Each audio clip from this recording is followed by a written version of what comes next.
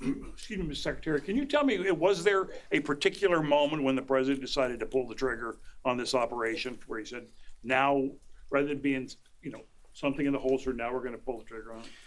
I would just say, having the opportunity to witness his leadership, he was fully committed to the peace process, wanted a negotiated outcome, gave Iran every single opportunity, and unfortunately was met by stonewalling, which is why he gave them plenty of time to continue to come to the table and give up enrichment, give up the nuclear program. But there was I won't say the particular moment, there was certainly a moment in time where he realized that it had to be a certain action taken in order to minimize the threat to us and our troops. Yeah. General, you say that General Kurilla increased force protection in Iraq, Syria, and Gulf, in those areas. Were they given any advance warning the attacks were coming? And also, Mr. Secretary, when were congressional leaders notified? How long before the attacks took place? Sure. To your first question, the risk has clearly been rising over the last few weeks in the region. Based on that, and not a particular awareness of this operation, we've made smart decisions to minimize the risk to U.S. forces in the region. So they were given no advance warning? No, sir. In congressional? They were notified after the planes were safely out. Well, we complied with the notification requirements of the War Powers Act. After the attacks, they were notified? They were immediately thereafter. Yes. Thank you, Secretary. Two quick questions. Do you believe you completely destroyed Iranian nuclear program? And how about Iranian ballistic missiles? Your ally as Israel always saying that is biggest threat. And second question is very important. What will be your next step if Iran or militias under Iranian influence in the region attack U.S. interests or allies in the region? And you can chime in on this too, Mr. Chairman. The battle damage assessment is ongoing, but our initial assessment, as the chairman said, is that all of our precision munitions struck where we wanted them to strike and had the desired effect. Which means especially in Fordo, which was the primary target here, we believe we achieved destruction of capabilities there. Ultimately, wherever it may be, whether it's in Iraq or Syria or bases in the Gulf, as the president said, it would be, as the chairman said, it would be a very bad idea for Iran or its proxies to attempt to attack American forces. Yes. Thank you, Mr. Secretary. Regarding retaliations, Iran and North Korea are cooperating on nuclear and missile development. Do you think there is a possibility that Iran, North Korea, and the other forces, such as China, will join forces to retaliate against the United States? Well, unfortunately, because of the policies under the previous administration, we drove those countries together. And ultimately, that creates a challenging environment. For this particular operation, the focus is on Iran and Iranian nuclear capabilities. That's our focus here, is to not just say that they can't have, but President Trump has said from over 20 years, frankly, Iran cannot have a nuclear weapon. And ultimately, he decided this is the moment, given their stonewalling, when direct military action had to be taken to prevent that from happening. Yes. Thank you very much. General Kane, I understand OPSEC, I respect OPSEC. Can you say at all what security procedures are being taken to protect U.S. troops in Iraq and elsewhere in the Middle East? And Secretary Hegseth, as a global war on terrorism veteran, what do you say to veterans who may be concerned the U.S. is getting into another open-ended war in the Middle East over weapons of mass destruction?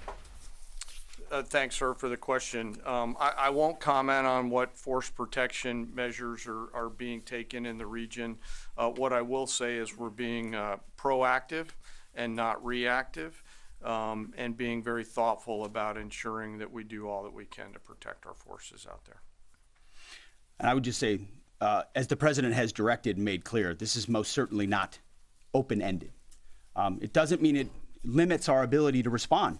We will respond if necessary. The most powerful military in the world is postured and prepared to defend our people. But what the president gave us, as I said, was a focused, powerful, and clear mission on the destruction of Iranian nuclear capabilities. Those were the targets. That's what was struck. That's what was overwhelming. That's what was overwhelming. That's what the Iranian regime needs to understand, as the president put out last night. He wants peace. There needs to be a negotiated settlement here.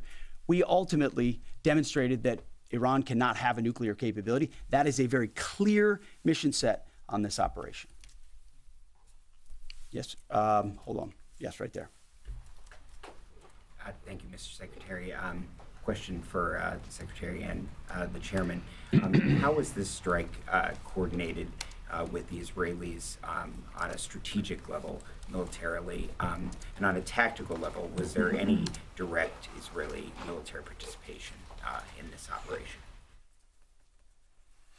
Well, I would say certainly Israel had an incredible military success, especially at the beginning and ongoing, in degrading Iranian capabilities, in degrading Iranian launchers, MRBMs. It's been incredible to watch what our ally Israel has been able to do. And there certainly have been conversations. I mean, General Kurilla at CENTCOM has worked closely in the defense of Israel for many years.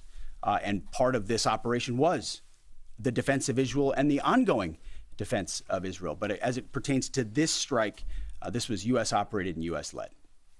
We took advantage of some of the preparatory work that's been done over the past week and a half in terms of axis of approach. I won't get into the particulars, but as the Secretary said, it was a U.S. strike. We made sure we were not in the same piece of airspace and sky. Aside from that, that was the extent of it. We'll take a couple more. Yeah, right there.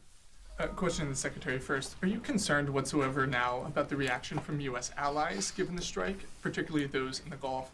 And to the Chairman, if I may, I understand you don't want to speak to specific assets and force protection measures, but do you anticipate at least having to bring in any further assets from other theaters to aid in force protection over the coming days? We certainly understand the challenges of allies in the region, and we have been respectful and in working in collaboration with them as it pertains to basing and sensitivities there.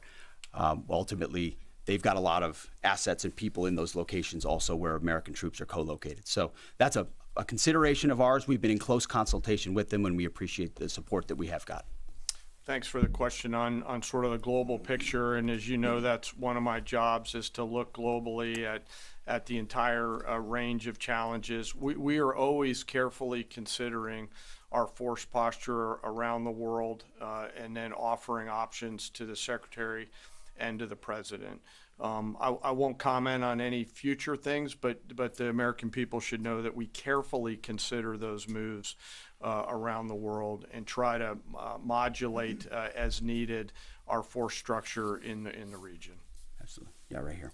Thank you. What communications are being sent to the Iranians right now, and is there any possibility of diplomacy now or in the coming days? I can only confirm that there are both public and private messages being directly delivered to the Iranians in multiple channels, giving them every opportunity to come to the table. They understand precisely what the American position is, precisely what steps they can take to allow for peace, and we hope they do so. Yes. The president may not want an open-ended conflict. The Iranians may disagree. Are you prepared for a protracted war? Well, anything can happen in conflict. We acknowledge that. But the scope of this was intentionally limited. That's the message that we're sending. With the capabilities of the American military nearly unlimited. So Iran, in that sense, has a choice.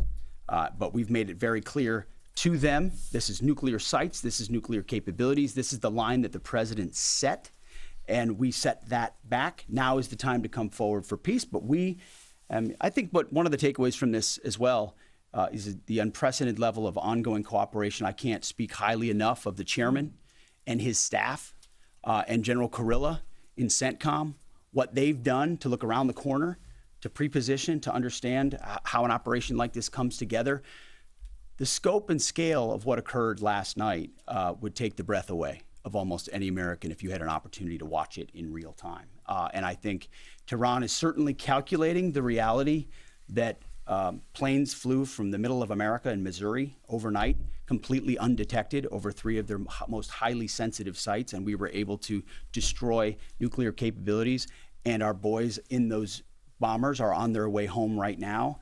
We believe that'll have a clear psychological impact on how they view the future, and we certainly hope they take the path of negotiated peace. But I could not be more proud of how this building operated, of the precision, the sensitivity, and the professionalism of the troops involved in this effort.